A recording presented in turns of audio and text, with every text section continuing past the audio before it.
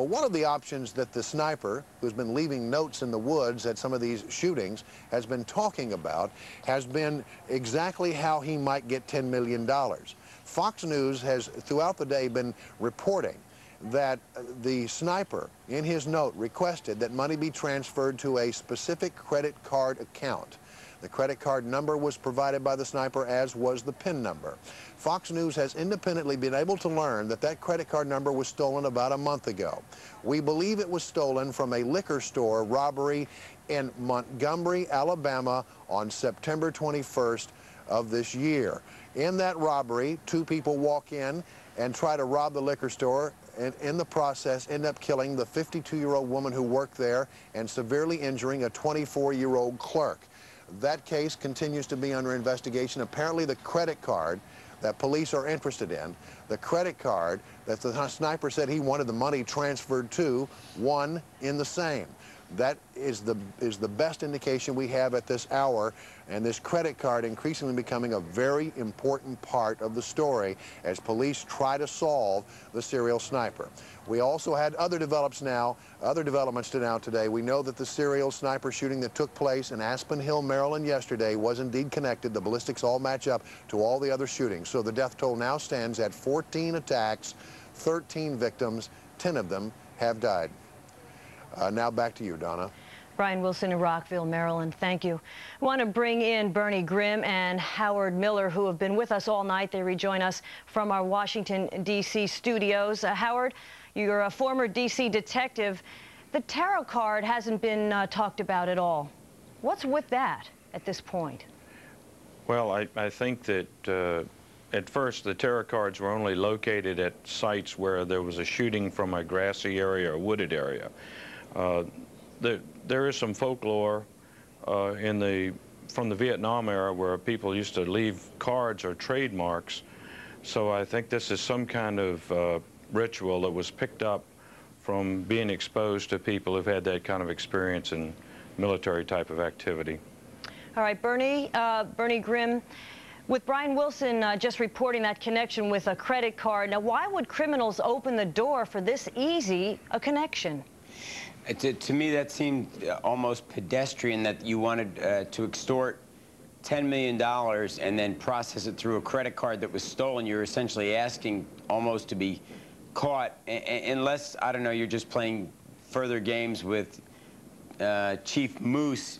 It seemed almost like Moose was leveraged into saying this duck in the noose sort of cliche tonight, that he was almost threatened to say that or else there would be another killing. I think the answer to this question is there's a race right now between the FBI and the sniper to get to Muhammad. Obviously, if the sniper's not Muhammad and someone else, the sniper wants to get to Muhammad before he gets to the FBI and tells all. So I think there's going to be a race to get to Muhammad. Howard Miller, isn't there a chance at this point the shooter could go underground? Well, that's everybody's, well, there's two ways to go. I think Dr. Lee earlier said it, that the guy will go underground and nobody will get shot for a while. On the other hand, you know, we want to catch him. We want to put him out of business. So, you know, it's just the risk you take in this type of criminal activity when you're in law enforcement. It seems it's not uncommon for that to happen in some notable cases. Even the situation with the Unabomber, only his brother, by reading the manifesto, actually was able to put two and two together. Otherwise, he could have fallen out of sight indefinitely. Yeah, I think reading some text, which I think his brother read, he said, "Oh, I've seen that before. That's familiar," and that led to the arrest of the Unabomber. This is one of the risks. I think the credit card, as Bernie said, this is something that leads you right back to another crime and a potential for other information. It's sort of like, it's almost like they lost control of a very tight game that they've had up to now.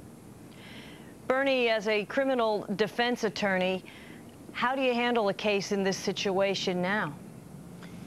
Assuming I was representing the sniper?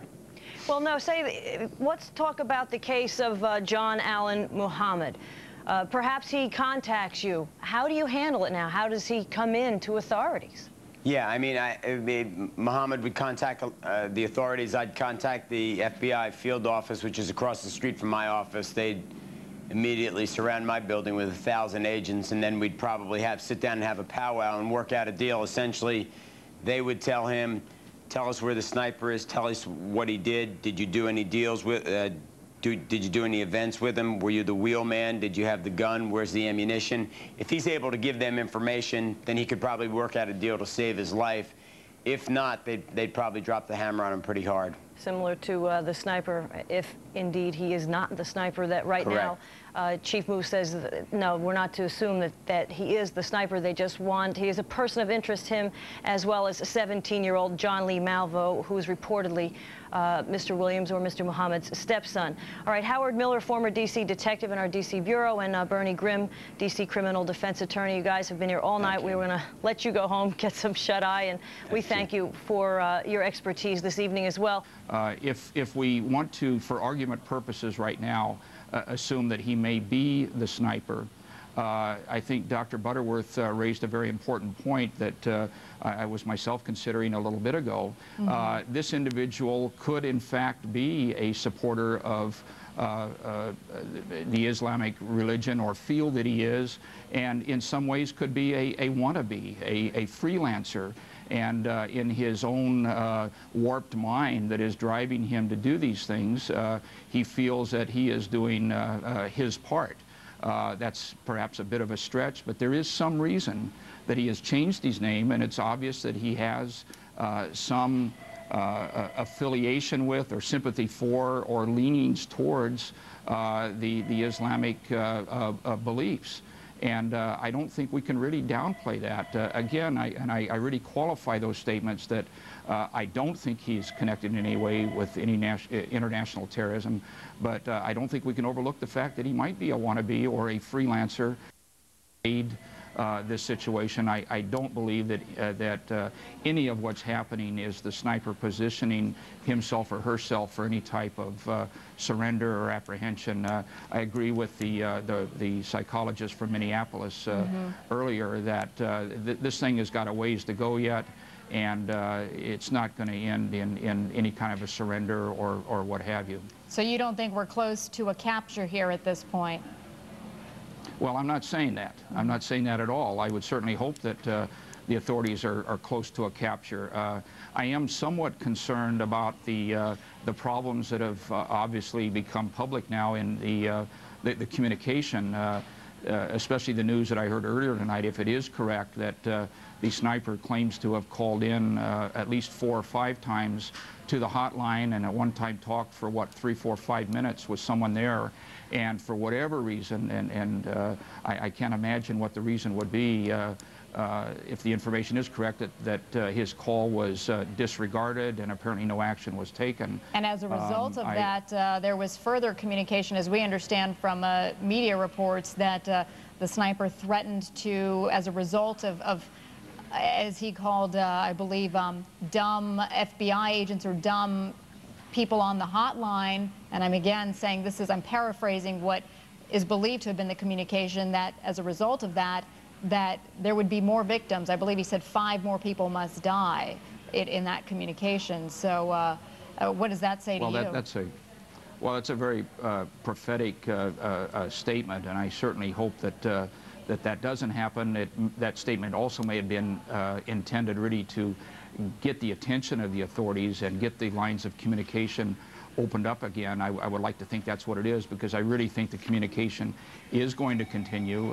It may be in a different form, a different format, whatever, but I think it's going to continue. But I think also that if those communication problems continue, if the authorities that are manning that call center don't get their act cleaned up, and I'm presuming they already have as a result of what we've heard about here, but to continue to have problems like this is going to be very, very detrimental to an early resolution, and perhaps even to a successful resolution anytime soon.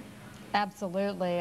One can only imagine. I believe they have something like 75,000 tips on that hotline that they've received, and certainly tonight with more information, those numbers I'm have no question going way up. So they've got a lot of work to do, and you hope it's being done well.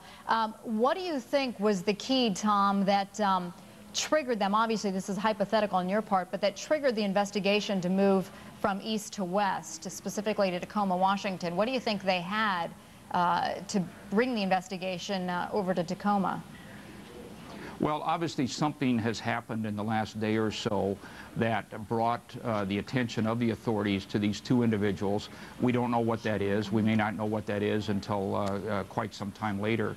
But there's obviously something that has happened. There's been a development that has surfaced, and if we assume also that the searches in Tacoma and the action at the high school in Bellingham in fact occurred today, which it appears that they have, and if that is in fact connected to these two individuals, it's obviously has evolved from other investigation that is going on or some other tips that have come to the attention of law enforcement.